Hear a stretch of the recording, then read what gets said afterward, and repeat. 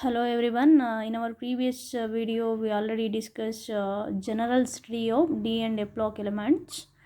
In that, we are concentrate only on D block elements, so that later I will explain F block elements. In D block elements, we already discussed some introduction part, and then what is the general electronic configuration of the D block elements that are related in the 3D transition series. Today's video, I will explain what are the general properties of D block elements, like atomic radii, ionic radii, ionization potential, spectral and magnetic properties, oxidation state, catalytic activity, and then interstitial compounds. So that before going to this one, have to know what is the general formula of D block elements. The general formula of D block elements, this one, n minus 1 into D to the power of 1 minus 10 into ns 1 minus 2. That is D orbital that can accommodate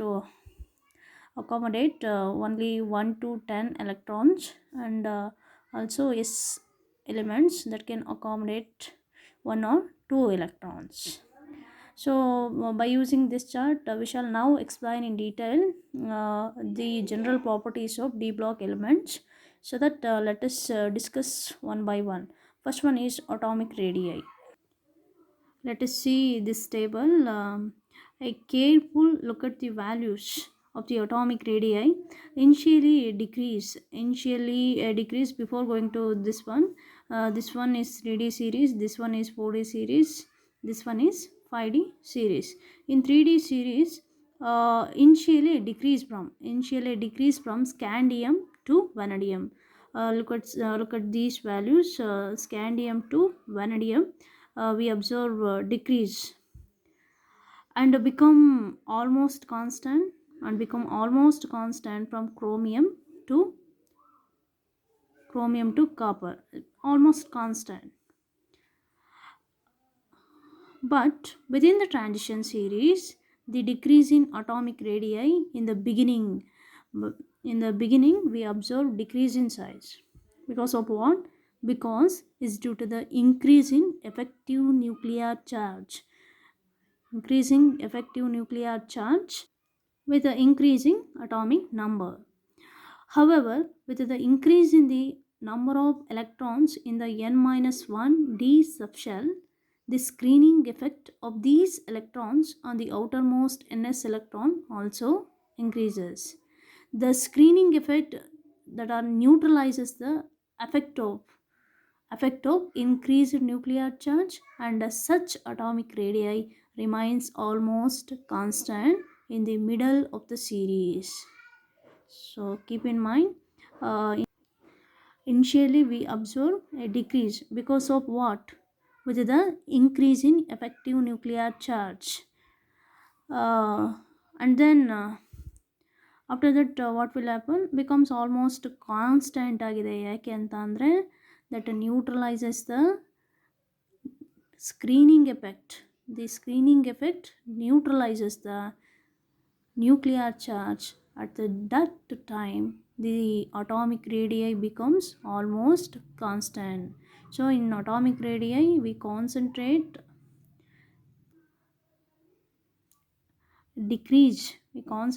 a decrease from scandium to vanadium because of what? Increasing the nuclear charge, and becomes almost constant because of what? The screening effect neutralizes the nuclear charge. That's why it almost becomes constant. So that is atomic radii. And next have to move ionic radii. Let us see this chart. Ionic radii. The trend in the ionic radii is quite expected. Let's see these values from scandium up to zinc. Usually the ionic radii in the 3D series is quite expected because of with the increase in the atomic number, the effective nuclear charge, thereby decreasing the atomic radius of the ion. it may be remember that radii of the transition decreases with increase in the oxidation state. So what will happen in the ionic radius? Initially the values are decreases, that depends on the effective nuclear charge. Similarly, both ionic radii and atomic radii in the 4D or 5D series are almost all identical, and that time the screening effect that neutralizes the effective nuclear charge. As the charge on the ion increases, the size of the cation decreases. So this is second one, ionic radii. And the next one is ionization energy.